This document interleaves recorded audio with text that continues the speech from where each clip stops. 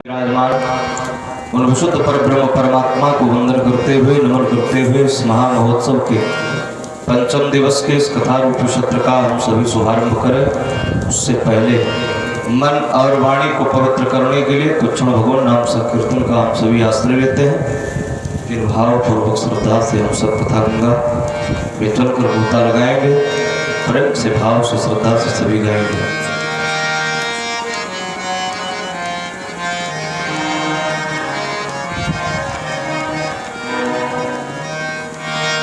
बोल हरि हरि हरि हरि बोल केशव माधव गोविंद बोल हरि हरि हरि हरि बोल केशव माधव गोविंद बोल हरि हरि हरि बोल सब माधव बोल हरि हरि हरि बोल हे सब माधव बोल हरि हरि हरि बोल हरि हरि हरि हरि बोल हरि हरि हरि बोल हरि हरि हरि बोल हरि हरि हरि बोल ये सब माधव बोल हरि हरि हरि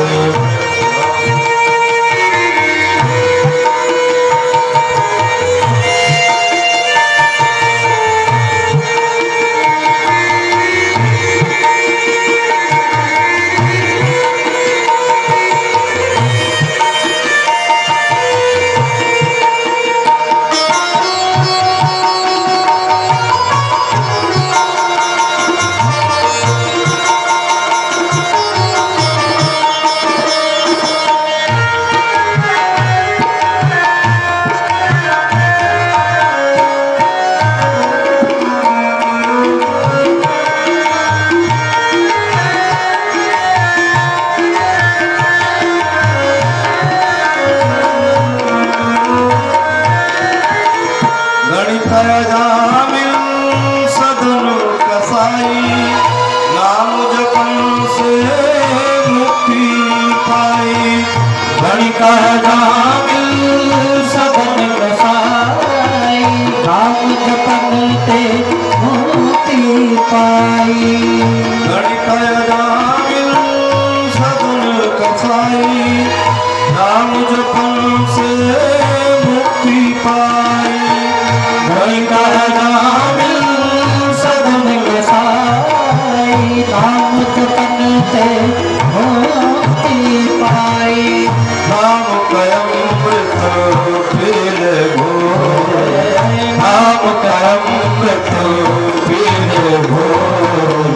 ये सब माधव हरि हरि बोल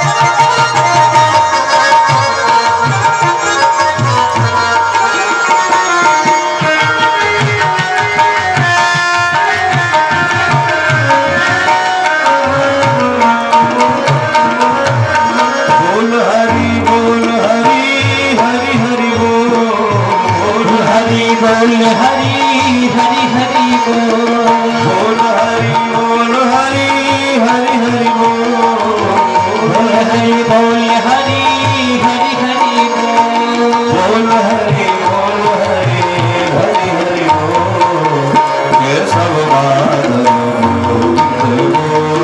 बोल हरि बोल हरि हरि हरि बोल केशव माधव हरि बोल केशव माधव हरि बोल केशव माधव केशव माधव हरि केशव माधव हरि हरि केशव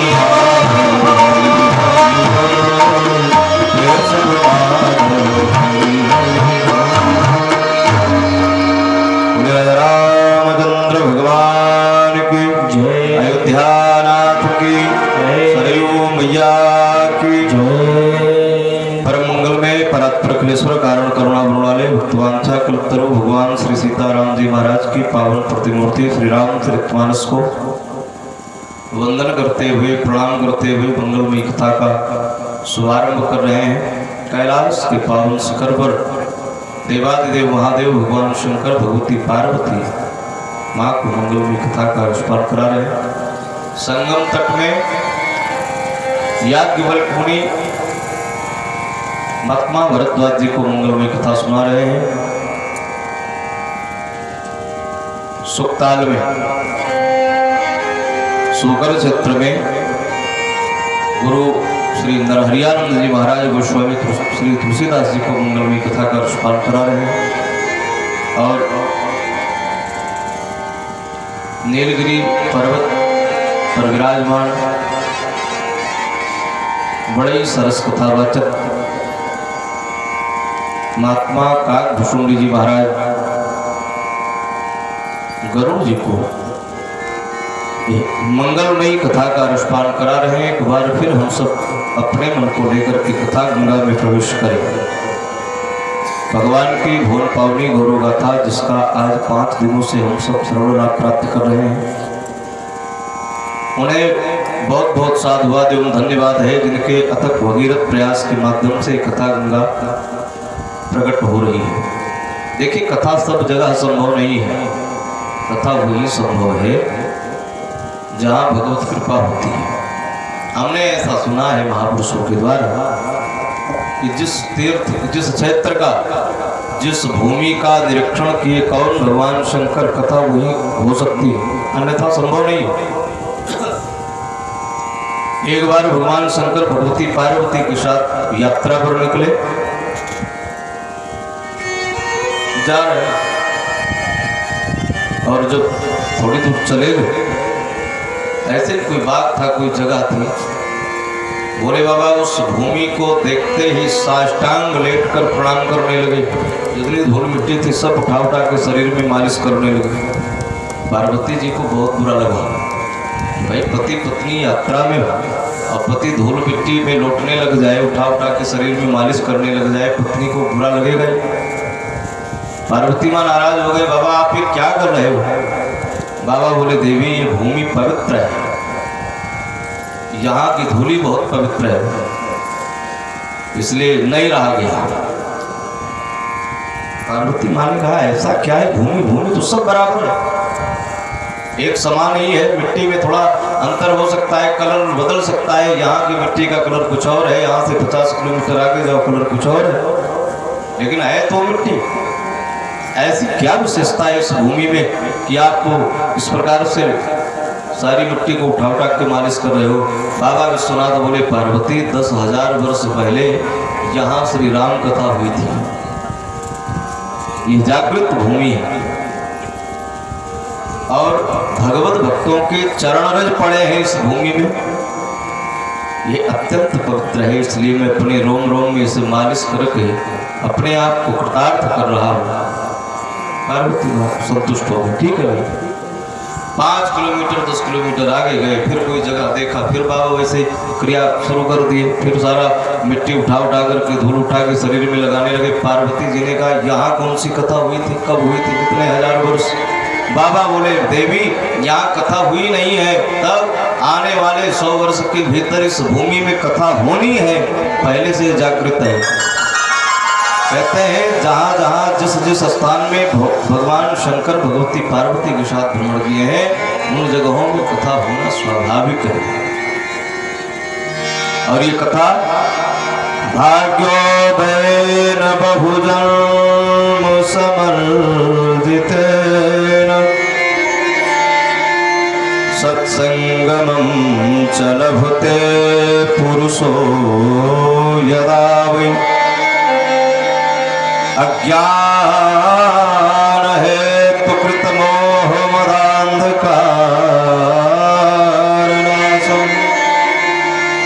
विधाय हि तदोदयते विवेका। भाग्योदयेन बहुजन्म समर्जितेन, जब जीव के जन्मांतर के कई जन्मों के पुण्य प्रकट होते हैं तब कहीं जाकर सत्संगमं च लभते पुरुषो यदा वै, तब प्राणी मात्र को सत्संग में जाने अथवा सुनने या कहने का सुअवसर प्राप्त होता है। सत्संग ही इस कलयुग का एक ऐसा साधन है, ऐसा मार्ग है जो जीव के अज्ञानता का खंडन करके अंतःकरण में ज्ञान का प्रकाश करता है।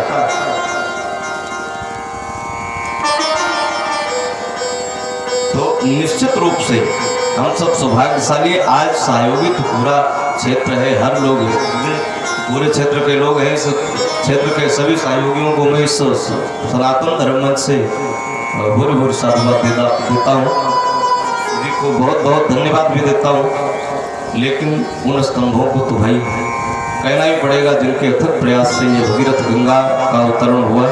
आप सब कथा गंगा का सानिध्य प्राप्त कर रहे हैं। आइए प्रेम पूर्वक हम लोग कथा से जुड़े।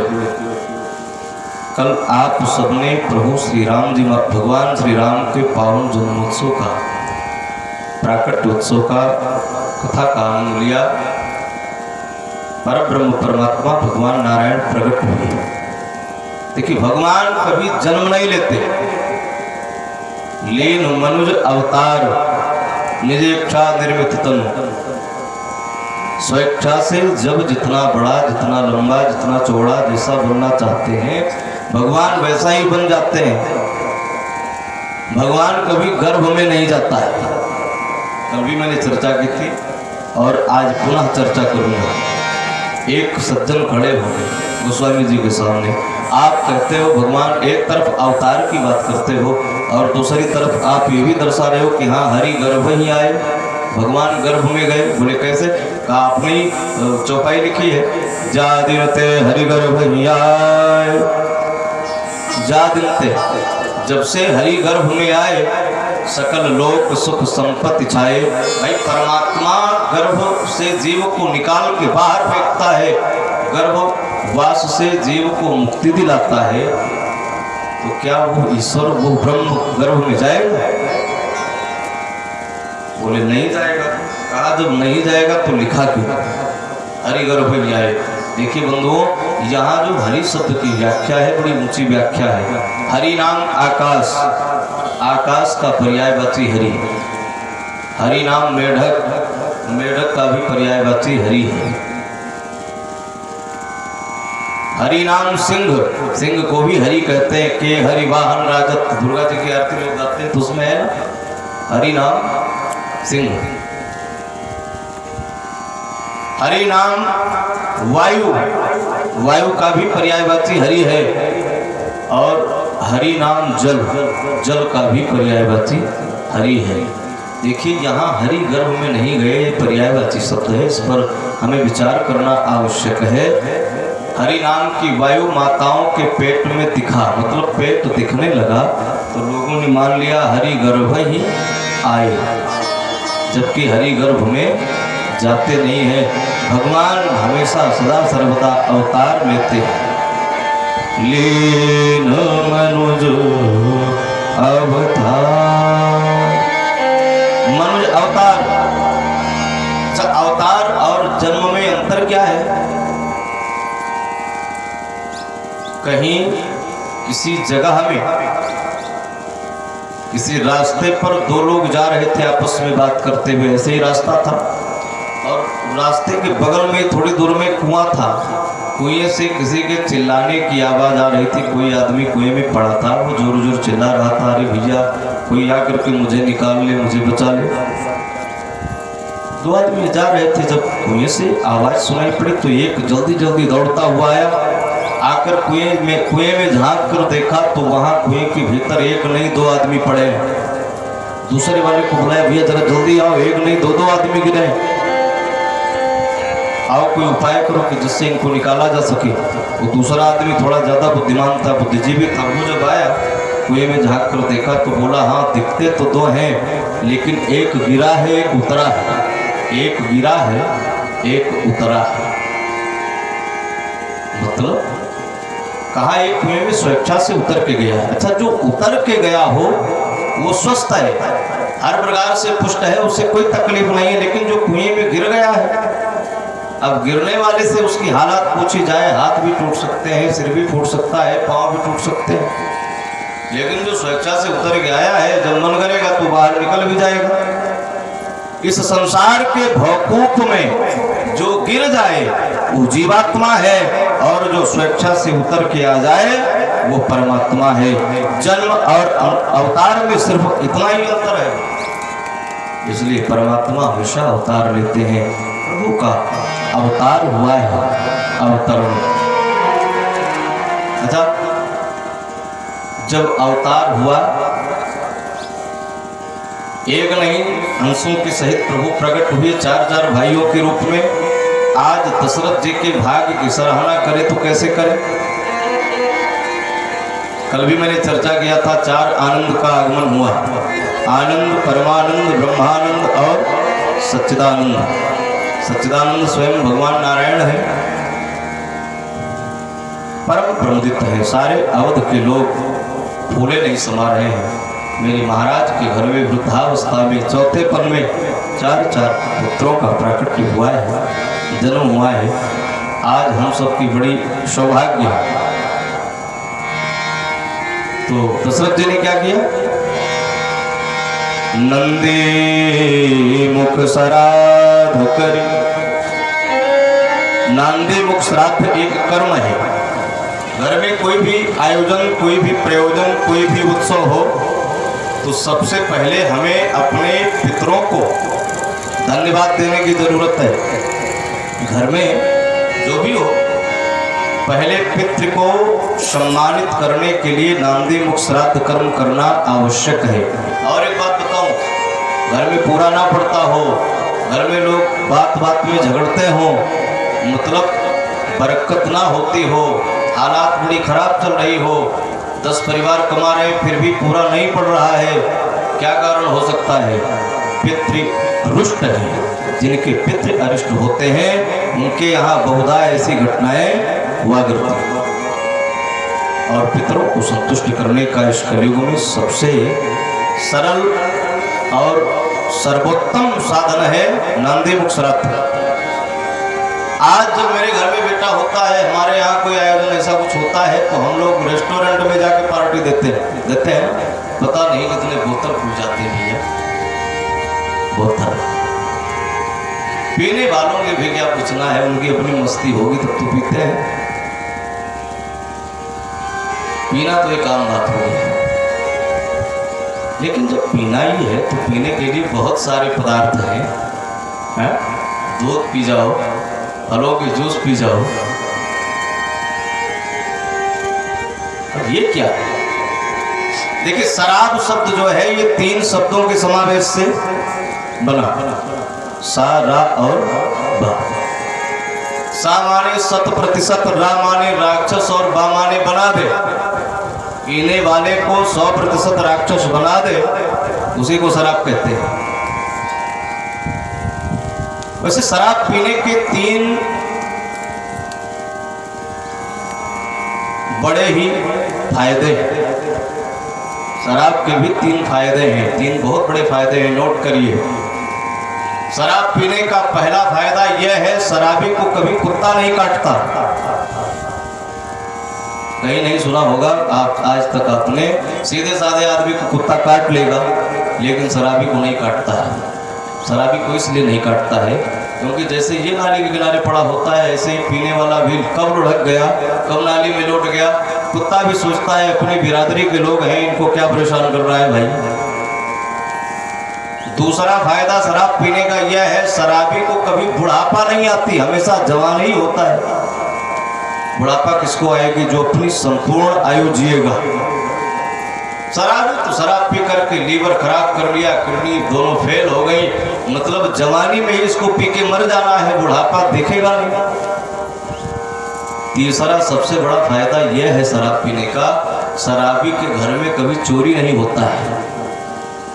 चोरी किसके घर में होती? जिसके घर में माल हो, माल होगा वही चोर जाएगा। ये बेचारा पीते पीते इस हालात में हो जाता है, लोटा थाली तक बेच करके पी जाता है। कैसे चोर आएंगे? पीने के लिए बहुत सारे पदार्थ हैं।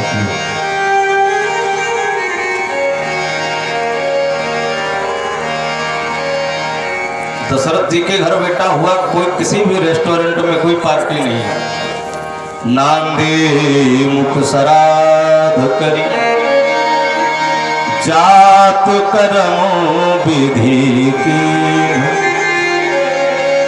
हाटक धेनु बसमणि,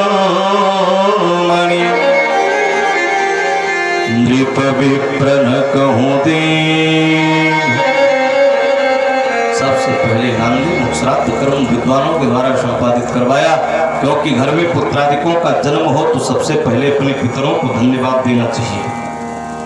और जो अपने देखिए जिनके पितृ संतुष्ट होते हैं उन्हीं के यहाँ मंगल कार्य होते हैं, उन्हीं के यहाँ पुत्रादिकों की वृद्धि होती है। वंश डूबने लग जाए तो मान लो क्या पितृ रुष्ट है। बालक के जात कर्म संस्कार संपन्न कराए गए।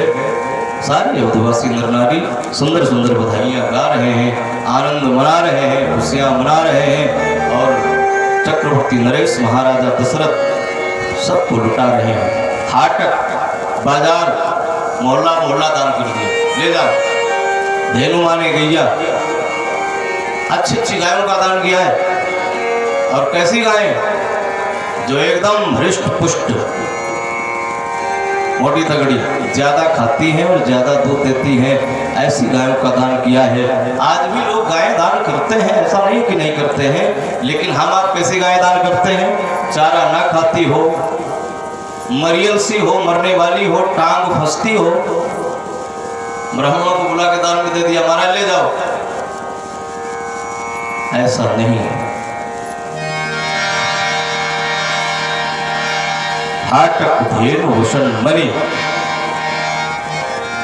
बाजे अवध में बधाई,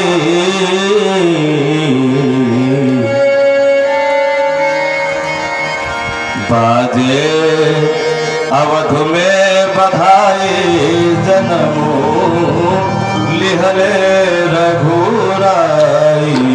बाजे अवध में बधाई, जन्मो लिहले रघुराई। अवधपुरी बधाई, जन्मो लिहले रघुराई।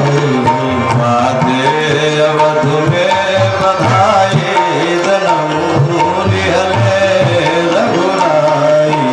बाजे अवधपुरी बधाई, जन्मो लिहले रघुराई।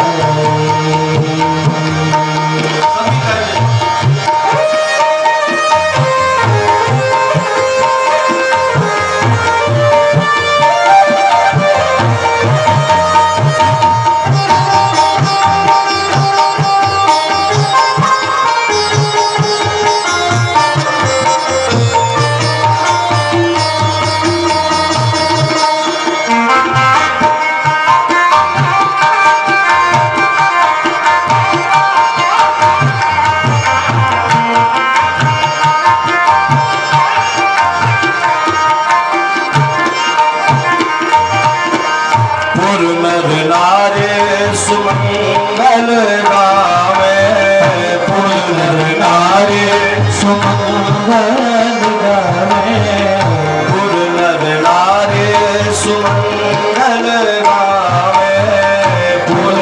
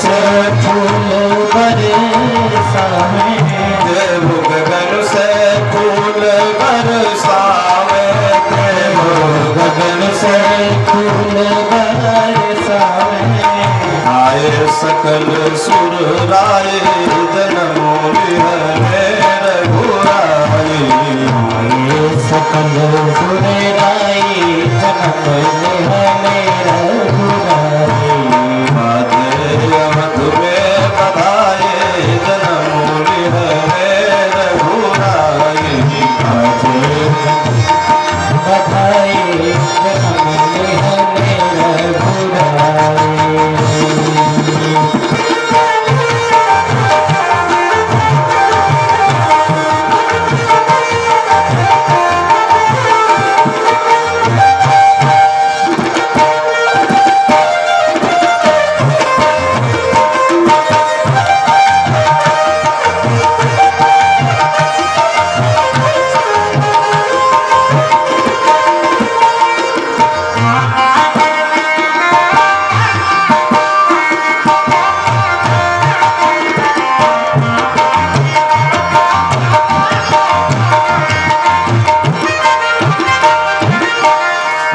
दशरथ के खजाना लुटावे राजा दशरथ के खजाना लुटावे राजा दशरथ के खजाना लुटावे राजा दशरथ के खजाना लुटावे राजा दशरथ के खजाना